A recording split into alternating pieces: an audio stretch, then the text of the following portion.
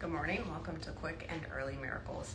Today I will be continuing the shadow work conversation, and I called it whole work instead, and that presentation was, sometime last week.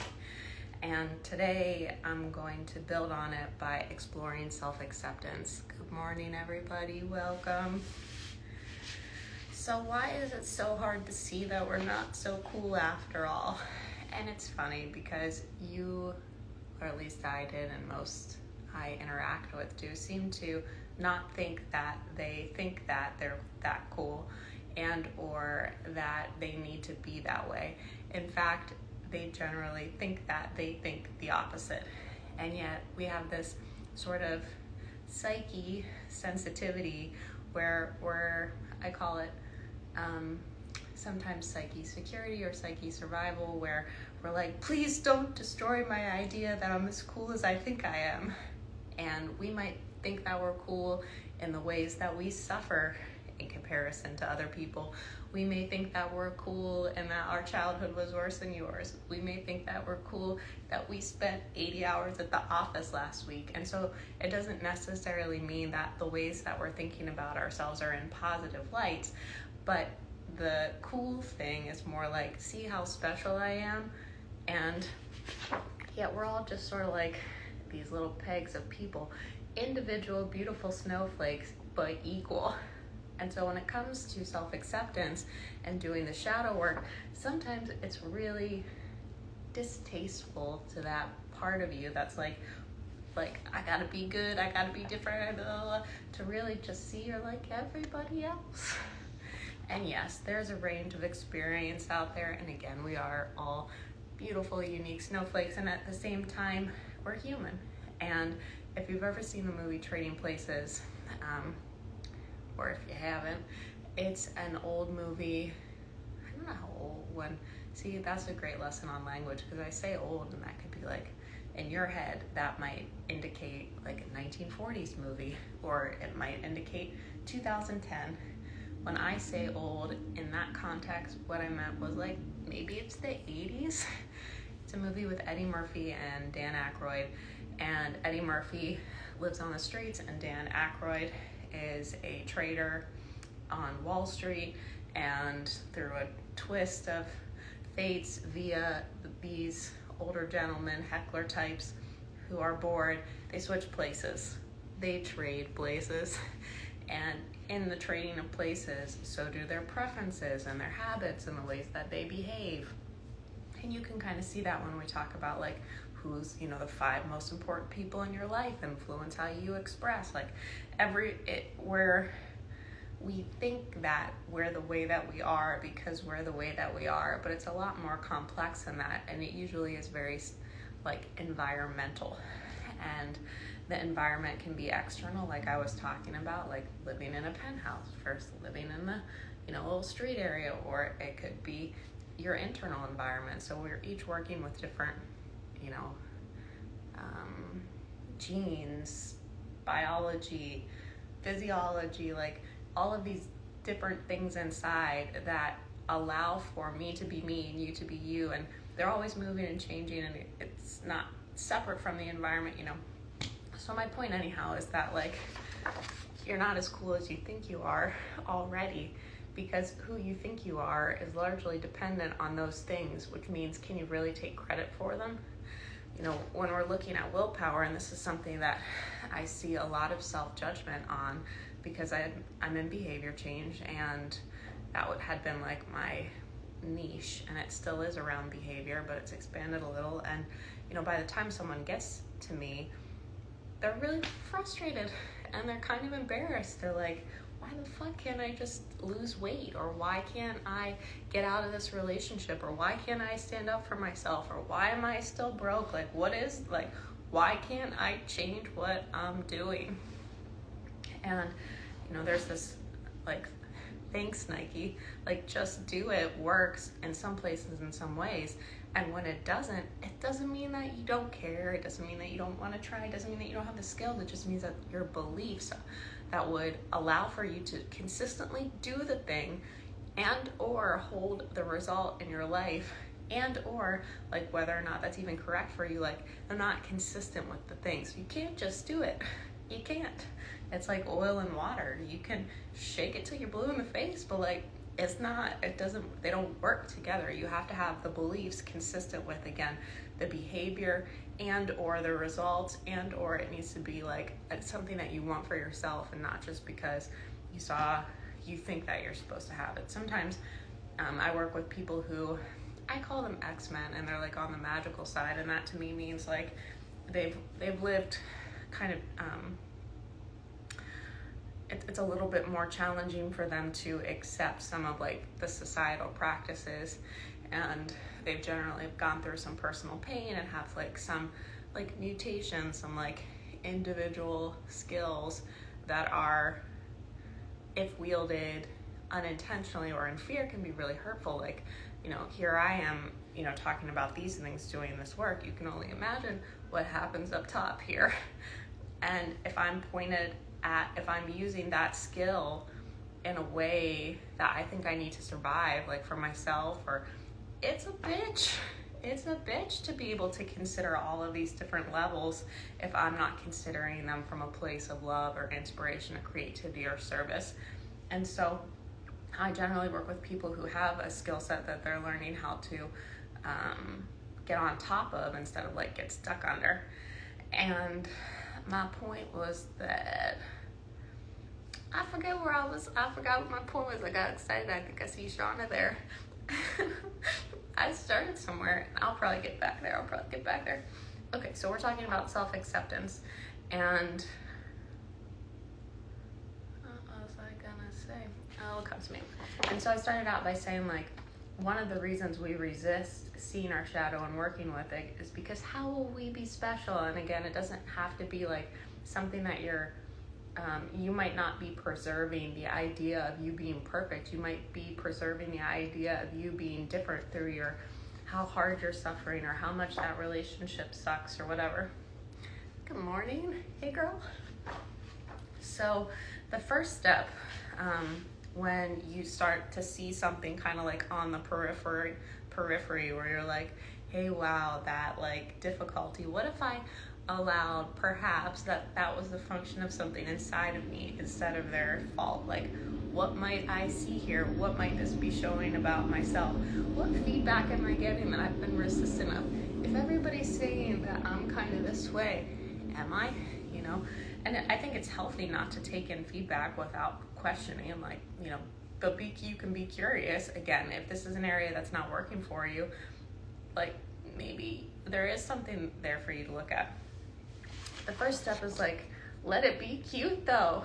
Like whatever it is that you're working with that you think is like you've held it out because you didn't like it about yourself, but what if it was kind of cute though? So I have the rose from Beauty and the Beast.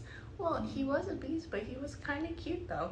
And so if you can start to love it from that respect, you can do that whole everything's the beast until you learn to love it. So for example, it's mine. I have some lessening expectations around life and everyone and myself being some type of perfect. That's cute though, right? That's cute. It's not that cute when it's pointed at you or when it's pointed at me or when I resist it to the human experience. It's kind of cute though, right? And it's also on the upside of like, or the backside or the underside or the flip side of me feeling like I can impact things and improve them. The other night, I got a message about Midas and the Golden Touch. It was like, quit touching stuff. And it's really like just accepting that this is where they are, I am, this is like, that's okay. So isn't it cute though that I have this perfectionist tendency? And then from there, you think the next step would be to try to fix it. It's not. The next step is to think about it in love and talk about it in love. And so, I'm kind of self-deprecating in that sharing more for example than a truth. But if I'm talking about it with myself or someone else at this point, now that's in my awareness, now that I'm accepting it, I'm that way, I do my best to allow for the sunny side of it, and to really appreciate that that's part of who I am, and even accept that I may always be that way. I may never have manageable expectations. I'm gonna love that. I'm gonna talk about it in love. I'm not gonna be mad about it. This would be the same, like, let's make it even more tangible. What if you're a smoker? Think about it in love. Like, let it be okay that that's what you're doing. Talk about it in love. Like, let it be okay. Don't explain yourself. Don't deny it. Don't, do anything.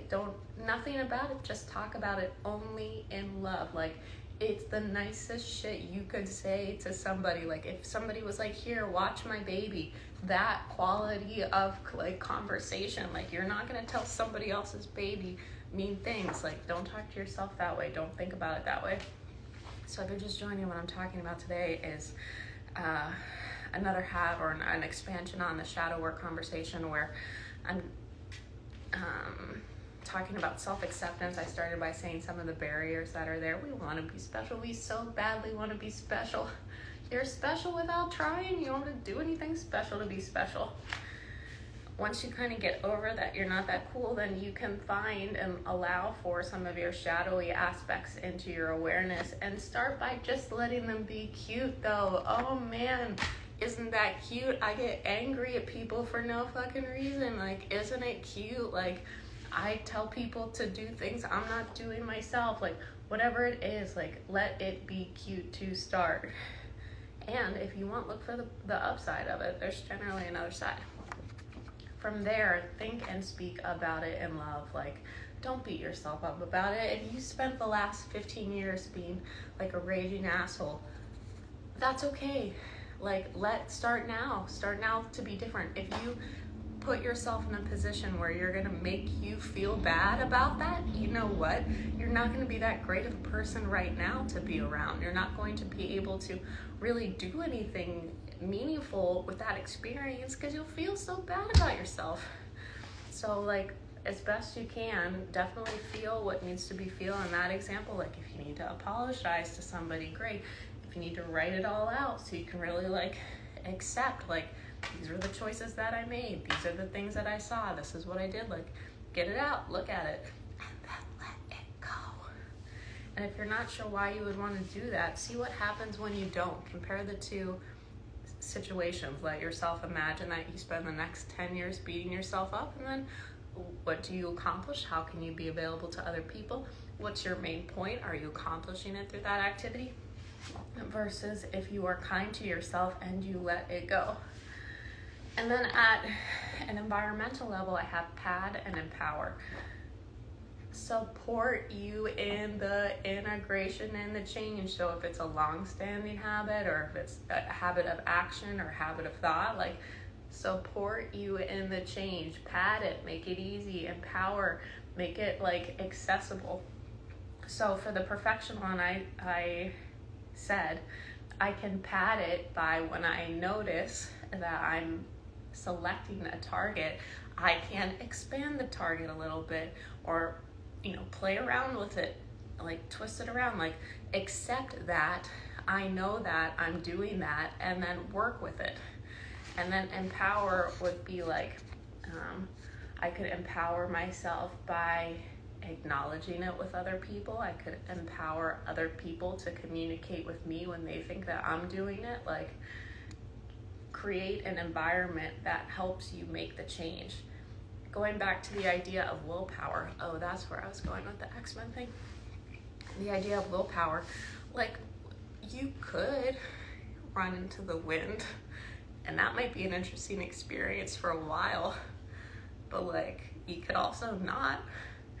And the wind you create for yourself is whenever you're not in acceptance, you're rejecting who you are, you're denying what's happening, you're making it hard for yourself. Like, meal prep is such a great example. A lot of people I work with start out by having some kind of, like, feeling that they could or should be doing different with, like, planning dinner for their kids and their family. Good morning. And so at that decision point, like there's all these feelings about, oh, I should have or could have had that done. And then after, it's like, was this a good enough choice? And then lingering in the background all the time is like, I'm not good enough at this. I'm not doing. Make it easy for yourself. If you know that's where you're struggling, like pad it. Like have like things on hand that don't build out your reality for who you think you'll be. Build it out for who you are now, and then kind of tease it in that direction. And so if right now you're ordering pizza every day and you don't feel good about it, rather than think that you're gonna cook from scratch for the next 5 weeks, like why don't you have some, microwavable vegetables ready or something, like, for one day to go with the pizza. Like pad and empower, let it be easy, go with the wind. Okay, that concludes my presentation for today. Does anybody have any questions, thoughts, feelings, comments, questions? Good morning. Okay, so in recap today, I talked about self-acceptance, and this is an expansion on the shadow work or whole work topic from the other day. I said that one of the barriers to self-acceptance is that we want to be special. If we can't be special through our skills, then be special through our suffering or through our pain or some other thing that's like, hey, look, I'm different, I matter. Boo, it doesn't matter if you, like, you all do. Like, you don't need to be special to be special. You are. And also it can be a little harder when we start to take in the shadow side. It like, for the ego, it's like, oh man, you kind of have to see. It's like having something in your teeth, like during a presentation. Like, it's not a big deal, and ultimately nobody cares. Once there's a level of like, and then later in your life, like, yeah, fuck it. But it's that kind of scene, like for a portion of your life, you were doing stuff with like something in your teeth, but it's more like in the way that you were behaving, you had no idea, but later that others could see. So really it's just sort of like accepting that it was there. And what I suggested doing with that is let it be done. Okay, it was then. You don't have to talk about it anymore. The heart at the throat is like, talk about where you're going, talk about other stuff. It doesn't have to be relative to that. It can't be how you don't have to talk about how you have a system now to never have anything in your teeth again. You can talk about art. You can talk about trees. You can talk about miracles, whatever you want, but let the process flow through. You don't have to hold on to any pieces, and keep it clean and kind in your head as well. I also suggested letting it be cute though. Whatever it is, as best you can, try to find a way to let it be cute and look for the upside of it. Usually on art, like if you flip over your darkest side, there's your brightest side. It's very beautiful. I call that's what I was talking about with X-Men stuff. Oh, with the will thing, a lot of people I've met who are sensitive have a hard time kind of like participating in like society or functioning in ways they think they could or should. And it's usually because they're sensitive to that kind of being like the way things are set up are kind of screwy. And so they think that they can force themselves to be a part of it. It's like dancing to music that like feels off to them. You can't really do that. And so when you take that on as something bad or wrong about yourself, you miss the opportunity, which is really to like kind of tease out the current music to like more harmony for everybody. So you're contributing to building something outside of that. Just because you can't do that doesn't mean you can't do something. And then I said pad and empower yourself in the change. And that is being realistic, like meet you where you are. If you're not walking at all, you're not going to start running 3 miles a day. Why would you? Your body isn't built to handle that right now. Thanks so much. Start with add 10 steps to start. Like do a few side shuffles in the kitchen, like while you're waiting for something. Like it doesn't make it easy for you mentally, make it easy for you environmentally. With some of the things that you might be shifting that you find in the shadow, it might be helpful to know that the people around you feel comfortable telling on you to you, or you telling on you to them. I did a presentation on how to speak up for yourself. And for a while, one of the tools that I used was I'd tell on myself. I'd say something, and then I'd tell on me and say, like, I could say that better. That's not exactly what I meant. Empower people around you to call you out if you want help, like in love. They don't have to do it meanly. Just say, like, hey, not to shift your behavior, but just to call it into your attention. Hey, it's 11 a.m. Like, or hey, it's actually, I wouldn't do it at that level, because I think that would create guilt and shame. A lot of these changes have their own timeline. I guess it would be more empowering them to let you know if what you're doing is hurting them, so that you can be more mindful. I think there are probably some other ways you can play with that idea, but when I was saying about the time, it wouldn't be supportive of you to create an environment around yourself where you want to get it right. There is no right. This is going to take its own time. It's going to unfold in its own way. And so no expectations on what it'll look like. And speaking and thinking of it kindly means like work with it. Like, do not try to control it. If you can control it, like, I don't know, you're wasting your energy. Any aspect of yourself you're trying to control, you're burning energy. I am pretty intentional in what I eat, and someone was saying like, oh, you have a lot of discipline. It's not discipline, it's desire, because I've tied what I eat to my ability to think clearly. My body's really sensitive. If I eat stuff that is not right for my body, which doesn't mean it's like bad food, it's just not right, not good for me, I can't function at a level that I enjoy. And so when it comes to like, oh, don't you want to eat this? It's like, not really, because I don't like how it makes my head feel, or I don't like how it makes me feel energetically.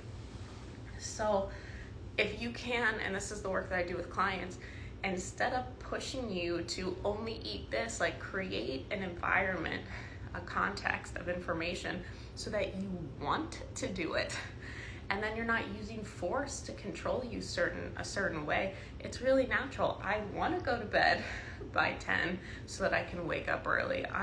It's not like I have to go to bed, I have to go to the gym. It's like, I want to do those things because I see how they fit in the overall puzzle, and because I don't have to force myself to do it, it's real easy.